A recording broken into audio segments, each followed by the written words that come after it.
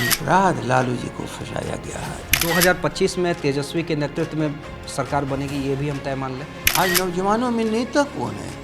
Sir उधर भी हैं, एक चिराग पासवान है, उधर भी है सम्राट चौधरी है, इधर तेजस्वी। चुनाव हो गया ना, तेजस्वी की तुलना में कोई नहीं ठहरता है कि बिहार की जनता ने इस बार विधानसभा के चुनाव में बता दिया। लेकिन आखिर जो आज अगुआ होगा वही न बिहार का अगुआ बनेगा, इसमें कौन सी बहस की बात है। हमारे राष्ट्रीय अध्यक्ष लालू प्रसाद जी ने जो पीड़ा सहने का काम कर रहे हैं वो बेमिसाल है, और जिसे लालू प्रसाद यादव ने मुख्य मुद्दा बना दिया था बिहार के अंदर में कि संविधान बदलना चाहती है आरएसएस और बीजेपी। और जो बदलने का प्रयास करेगा हम लोग उसके लिए संघर्ष करेंगे, और भारत की जनता के लिए हमारा संघर्ष है। ये संविधान केवल किताब नहीं, ये वादा है कि गुलामी के बाद भारत किस रास्ते पर जाएगा, और उस वादा खिलाफी जो आश्वासन कर रहा है भारत की जनता उसको दंडित करेगी।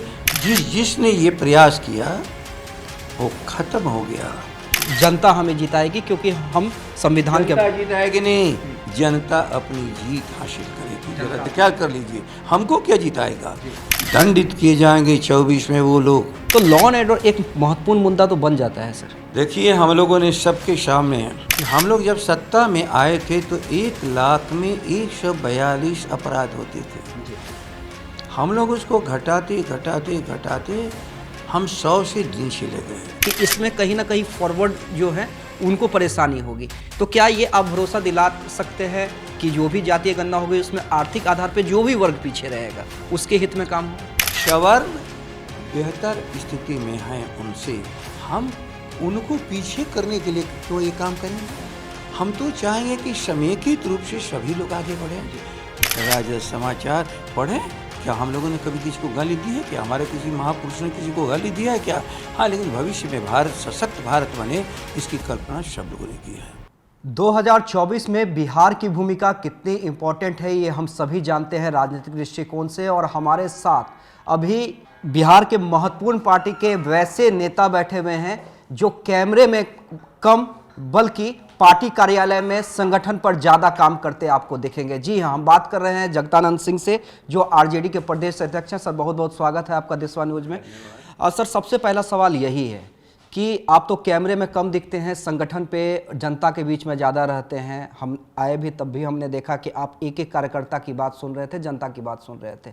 2024 को लेकर अभी तक जो आप लोगों ने तैयारी की है, क्या फीडबैक मिल रहा है जनता से? 40 में से कितनी सीट आप लोग कन्फर्म है कि ये तो जीतना ही है आसानी से? देखिए, इसको गणित से नहीं समझा जा सकता जी। रहा दल की तैयारी जी। तो कोई भी राजनीतिक दल अपने पूर्ण रूप से तैयार रहता है किसी भी चुनाव के लिए। जी। इसलिए कोई अलग से तैयारी किसी दल को नहीं करनी पड़ती है। जो हमारे जनता से कमिटमेंट रहा है कि गुलामी से मुक्ति दिला करके आपका हम गांव का भारत बनाएंगे, खेत और खलिहानों को ताकत देंगे, मजदूरों को उचित हम सम्मान देंगे, हम विद्यार्थियों को शिक्षा देंगे। हमारे राष्ट्रीय अध्यक्ष लालू प्रसाद जी ने जो पीड़ा सहने का काम कर रहे हैं वो बेमिसाल है। राजद उसी के तरफ बढ़ रहा है। राजद बढ़ रहा है। समाजवादी आंदोलन का सबसे बड़ा दल डॉक्टर राम मनोहर लोहिया, जो हमारे महापुरुष, जो हमें मार्गदर्शन दिया था, जो हमें बताया था, हम उसकी तरफ बढ़ रहे हैं। और जिसके लिए हमारे स्वर्गीय कर्पूरी ठाकुर ने यहाँ पर कुछ लोगों के द्वारा जलील किए गए, लेकिन उनका वही था कि अब हम सामाजिक न्याय और आर्थिक न्याय देंगे। और लालू प्रसाद उसके बड़ी योद्धा हैं इस देश में आज के दिन, पीड़ा सह रहे हैं। और लेकिन उनकी पीड़ा जो सह रहे हैं उससे एक निर्माण जो होगा बिहार का और भारत का वो बेमिसाल होगा। और दंडित किए जाएंगे 24 में वो लोग कि कोई भी उनके पास ताकत न रह जाए कि भारत की जनता से किए गए संविधान में वादे को कोई अवरोध पैदा कर जाए। बिहार इसी के लिए तैयारी कर रहा है। सर आपको भी लगता है, क्योंकि जिस तरह से सीबीआई मूव हुई उनकी जमानत को खारिज करने को लेकर, हालांकि अपडेट आगे बढ़ गया है और कई ऐसे मामले हैं जिसमें सीबीआई कर रही है कि हम चार्जशीट दाखिल करेंगे, तो लगता है, आपने भी कहा कि लालू जी पीड़ा सह रहे हैं, तो वाकई लालू यादव या अन्य विपक्षी जो बड़े नेता हैं जो 2024 में नरेंद्र मोदी को चुनौती दे सकते हैं, उन्हें जानबूझकर टारगेट किया जा रहा है? सीधी सी बात है, हर राज्य सत्ता प्रगतिशील विचारों को रोकने का प्रयास करती है। राज्य सत्ता समझती है कि हम अंतिम व्यक्ति हैं, लेकिन ये दुनिया में नहीं हो पाया है। हिटलर को भी समझ में आता था कि हम दुनिया पर राज्य करेंगे और बाकी हमारे सब लोग गुलाम हुए, नहीं चल पाया। जिसने ये प्रयास किया वो ख़त्म हो गया। और हम लोग के आंदोलन जो हुए थे उसका नारा था, जो चाल चलेगा हिटलर की तरह मिट जाएगा। हम लोग गांधी के रास्ते पर हैं, डॉक्टर राम मनोहर लोहिया के बताए रास्ते पर हैं, लिखित संविधान जो अम्बेडकर साहब है उसके लिए हैं, जिसके लिए जीवन भर संघर्ष किया कर्पूरी ठाकुर, हम उस रास्ते पे चल रहे हैं। और लालू प्रसाद ने जिसको ताकत दी, आज इस पूरे आंदोलन जो हमारे देश में हम आज करना चाहते हैं, आंदोलन का मतलब जन को वो सारी सुविधा देने की बात जो संविधान में लिख के गए हैं वहाँ महापुरुष, उस पर कोई भी कलम चलाने का प्रयास करेंगे, इसके अवरोधक के रूप में सबसे बड़े चट्टान की तरह राष्ट्रीय जनता दल, उसके राष्ट्रीय अध्यक्ष लालू प्रसाद जी खड़े हैं। और पूरे भारत के आज जो प्रतिपक्ष है उसके केंद्र बिंदु है वो।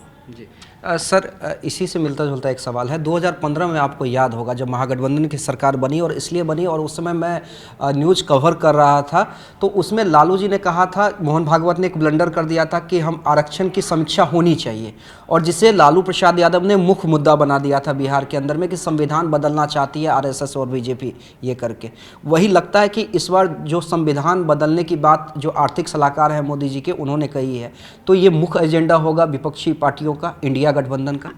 ये भारत की जनता का प्रश्न हो गया, जिसके लिए संघर्ष करके हजारों साल के किसी जमाने के बादशाहत, राजाओं के राजवाड़े और भारत की आज़ादी के लिए लड़ करके अंग्रेज़ों से जो आज़ादी हम सबों ने पाई है, जो प्रताड़ना के युग थे पहले, उसको नहीं हम लोग आने देंगे। प्रताड़ित भारत नहीं होगा। भारत अपनी प्रशंसा के लायक एक ऐसे संविधान को जो प्रगतिशील है, जो दुनिया का सबसे प्रगतिशील माना जाता है, हम उसे लेकर के चल रहे हैं। और जो बदलने का प्रयास करेगा हम लोग उसके लिए संघर्ष करेंगे। और भारत की जनता के लिए हमारा ये संघर्ष है। ये संविधान केवल किताब नहीं, ये वादा है कि गुलामी के बाद भारत किस रास्ते पर जाएगा।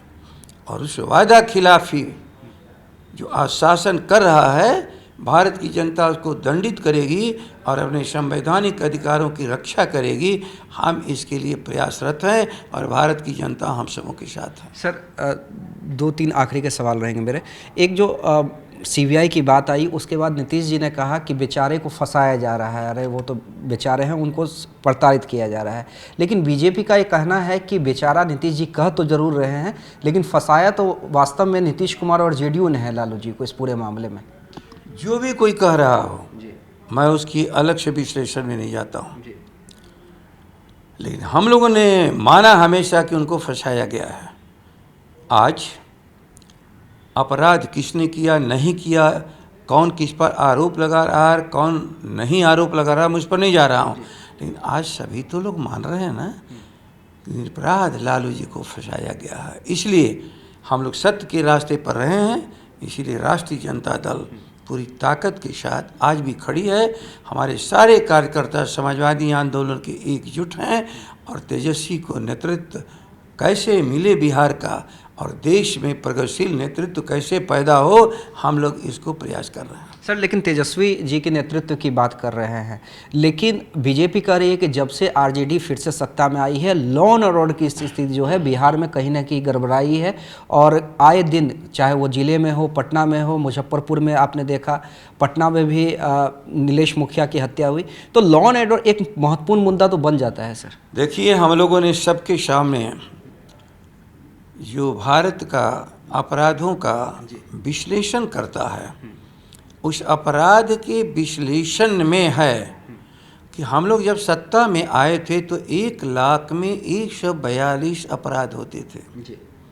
हम लोग उसको घटाते घटाते घटाते हम 100 से नीचे ले गए। तो याद रख लीजिए, हम लोग ने अपराध घटाया, और उसके बाद हम जब 2005 से चले गए तो फिर जब हम सत्ता में आए हैं, क्या वो सत्ता जिसकी भी रही हो इस बिहार में, वो 250 से ऊपर प्रति लाख अपराध पहुंचा चुके थे। और कोई भी गाड़ी चलती है तो उसमें कितना हो ब्रेक कस के लगाइए, लेकिन कुछ दिन घसीटती हुई चीज़ चली ही जाती है। जो एक तरह से 15-16 सालों में जो खुलेआम अपराध हुआ और अपराधियों को दंडित नहीं किया गया, उसका ये नतीजा है। वरना इतिहास हम नहीं लिखते हैं, वो क्राइम इंडिया हमारा रिपोर्ट नहीं है, वो भारत की सरकार का। और मैं विधानसभा में गृह मंत्रालय के बहस में मैंने कहा, और उस समय विपक्ष के नेता ने एक सवाल किया, आप ये किताब कहाँ से ला करके पढ़ रहे हैं। अर्थात विपक्ष ये भी नहीं जानता था कि दस्तावेज उसी के दल के द्वारा, क्योंकि शासन में वो थे और उनका वह रिपोर्ट था जो मैं पढ़ रहा था। लेकिन उनको घबराहट हुई, हम तो कुछ बात कहते हैं जनता के सामने, लेकिन ये प्रतिवेदन तो देश का ये बता रहा है कि लेस क्राइम प्रोन एरिया में बिहार है, मोर क्राइम प्रोन एरिया में नहीं। लेस क्राइम प्रोन एरिया में सबसे नीचे से केवल 2 ऊपर। अब इसको प्रमाणित करने की जरूरत है क्या? ये प्रमाण पत्र जबानी दी जाती है क्या? इस सारे देश की सारी जनगणना, जनसंख्या क्या है, सारे देश के प्रतिदिन की रिपोर्ट जाते हैं, अपराध का नेचर क्या है, अपराध की संख्या क्या है। ऐसे स्टेट जहां अधिक अपराध होते हैं, ऐसे स्टेट जहां कम अपराध होते हैं, सब प्रतिवेदन आता है। उसी जनगणना के आधार पर आर्थिक, सामाजिक, शैक्षणिक, ये सारा हम सभी जनगणनाएं हैं, लेकिन वो व्यक्ति कौन है? क्यों इसी को तो हम लोगों ने कहा कि जातीय जनगणना करने दो, अर्थात एरिया प्रॉब्लम हमको लोकेट करने दो। कोई नई चीज़ हम करने नहीं जा रहे हैं। आप जो लिखे हो उसी को केवल कैटेगरीज हम अलग अलग करना चाहते हैं। किस लिए? वो तो सारा सेंसस का मूल आधार है। प्रॉब्लम की एरिया को आप सेलेक्ट कर पाओ और उससे जनता को निजात दिलाओ। लेकिन वो जनता कौन है? जब हम चलते हैं इसको जानने के लिए, तो फिर क्यों इसमें अवरोध लोग पैदा करते हैं? क्या हो जाएगा कि समीक्षा की बात और बदलने की बात करते हैं। सर, इसमें एक प्रश्न भी है, चूँकि देखिए, आप लोग ये जरूर कह रहे हैं कि जातीय गणना, और खैर उस बिहार में हो भी रही है और लगभग काम पूरा हो चुका है, लेकिन आरजेडी ये भी कहती है हम A to Z की पार्टी है। क्या आप ये कह सकते हैं या लोगों को समझा सकते हैं कि जो भी जातीय गणना हो रही है वो सिर्फ ऐसा नहीं है कि फॉरवर्ड के अगेंस्ट में हो रही है, क्योंकि आप भी बिलोंग करते हैं और मैं भी बिलोंग करता हूं, तो ये कहीं ना कहीं कुछ पार्टियों के द्वारा या कुछ लोगों के द्वारा एक अवधारणा फैलाई जा रही है कि इसमें कहीं ना कहीं फॉरवर्ड जो है उनको परेशानी होगी। तो क्या ये आप भरोसा दिला सकते हैं कि जो भी जातीय गणना होगी उसमें आर्थिक आधार पर जो भी वर्ग पीछे रहेगा उसके हित में काम होगा? आप ही बता दो जी। जो ये कहते हैं तो अपने तर्क में फंस जाते हैं। अर्थात सवर्ण बेहतर स्थिति में हैं उनसे, जिनको हमेशा हिंदू आज जो कहते हैं, जो उनको बराबर शूद्र माना, अछूत माना, ये तो पहले मान लेते हैं। हम उनको पीछे करने के लिए क्यों ये काम करेंगे?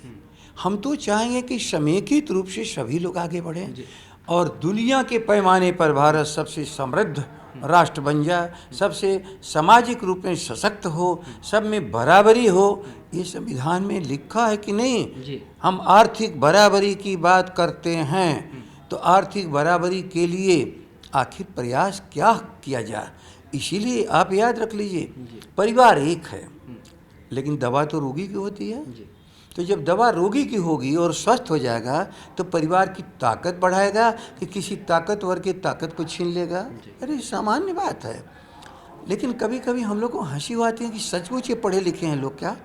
यदि भारत राष्ट्र की 140 करोड़ जनता परिवार है, एक परिवार, तो 50% से लोगों को अधिक अपाहिज बना करके हम रखेंगे तो भारत का कुछ हिस्सा चाहे भले चांद का जय जयकार कर ले, लेकिन इस झोपड़ी में बैठ करके एक छाया खोज रहा हो, झोपड़ी में बैठ करके अपने भोजन 2 रोटी तलाश रहा हो, यदि हम उसको नहीं दे पाएंगे तो ये विकृति हमारे समाज के लिए आग बन जाएगी। और इसीलिए बीपी सिंह ने कहा, पोछो आंसुओं को कमज़ोर और गरीबों का, वरना किसी दिन ये बहते हुए आंसू तेजाब बन जाएंगे, नतीजा बहुत बुरा होगा। हम तो भविष्य में भारत की शांति ताकत सभी अक्षुण्ण रखने के लिए हम चाहते हैं कि न्यूनतम तो दें ही हम, अधिकतम वाले अपने प्रयास से, अपने ज्ञान से, अपने विज्ञान से, अपने परिश्रम से पाते चलेंगे तो इसको रोकेंगे कैसे हम? सर एक आखिरी सवाल मेरा, 2025-24 का तो एजेंडा आपने बता दिया और आप लोग कह रहे हैं कि 2024 में जनता हमें जिताएगी क्योंकि हम संविधान के जनता जिताएगी नहीं, जनता अपनी जीत हासिल करेगी। जरा ख्याल कर लीजिए, हमको क्या जिताएगा? उसको एक ऐसा शासन चाहिए जो न्यायपूर्ण शासन करे और जनता उसकी तलाश रही है। इसलिए न्यायपूर्ण शासन को और अन्यायपूर्ण जिसको शासन कहते हैं उसको हटा करके न्यायपूर्वक चलने वाले शासन को लाएगी। 2025 में तेजस्वी के नेतृत्व में सरकार बनेगी, ये भी हम तय मान लें? मैं एक बात समझ नहीं पा रहा हूँ, आज नौजवानों में नेता कौन है? बाकी तो कभी 70-75, हम ही आपसे बात कर रहे हैं 80 जी। तो भाई नेतृत्व तो नौजवान ही ना कोई करेगा। तो इन नौजवानों के भीतर कम से कम तेजस्वी की तुलना में कोई नहीं ठहरता है। ये बिहार की जनता ने इस बार विधानसभा की चुनाव में बता दिया। लेकिन सर उधर भी हैं, एक चिराग पासवान है, उधर भी है सम्राट चौधरी है, इधर तेजस्वी। चुनाव हो गया ना जी, अन्य लोग अपने दल के इधर उधर के नाम से ये समाजवादी आंदोलन के आज के बिंदु पर जिसे समाजवादी लोगों ने मान लिया है कि हमारा ये अगुवा है, या कोई एक व्यक्ति का नहीं है विषय, उस संस्था को जिसको समाजवादियों ने, डॉक्टर राम मनोहर लोहिया ने, जयप्रकाश जी ने, कर्पूरी ठाकुर ने, और जिसके लिए आज लालू प्रसाद, ये चल रही परंपरा का आखिर जो आज अगुवा होगा वही न बिहार का अगुवा बनेगा। इसमें कौन सी बहस की बात है? चलिए, हमारे साथ जगता बाबू थे और इनका बहुत बहुत शुक्रिया अपने कीमती समय में से हमारे साथ खास बातचीत करने के लिए। और इन्होंने जो कहा उसे समझने की ज़रूरत है कि जनता हमें नहीं जिताएगी, बल्कि जनता खुद जीतना चाहती है और तानाशाह सरकार से जीतना चाहती है। हालांकि फैसला तो जनता के हाथ में है। दोनों गठबंधन दल के जो नेता हैं, बड़े नेता हैं, वो यही कर रहे हैं कि जनता हमारे साथ है, लेकिन सब अपने अपने एजेंडा के साथ चल रहे हैं। और देखना ये होगा कि एजेंडा एनडीए का पसंद आता है या इंडिया गठबंधन का पसंद आता है। हमारे महापुरुष ने क्या कहा और जो हम करना चाहते हैं, हम अपनी पत्रिकाओं में सबके सामने इसको हमेशा लिखते रहते हैं। जो लिखे गए हैं विचार, उसको भी यही विचार हमारी पूंजी है। राजद समाचार पढ़ें। क्या हम लोगों ने कभी किसी को गाली दी है? क्या हमारे किसी महापुरुष ने किसी को गाली दिया है क्या? हाँ, लेकिन भविष्य में भारत सशक्त भारत बने, इसकी कल्पना सब लोगों ने की है। धन्यवाद जी। तो देखिए, समृद्ध भारत की कल्पना सब लोगों ने की है, यही कहना है जगता बाबू का। और देखिए, हमारा ये इंटरव्यू आपको कैसा लगा, जगता बाबू के बात से आप कितने प्रभावित हुए, कमेंट बॉक्स में जरूर बताएं। नमस्कार।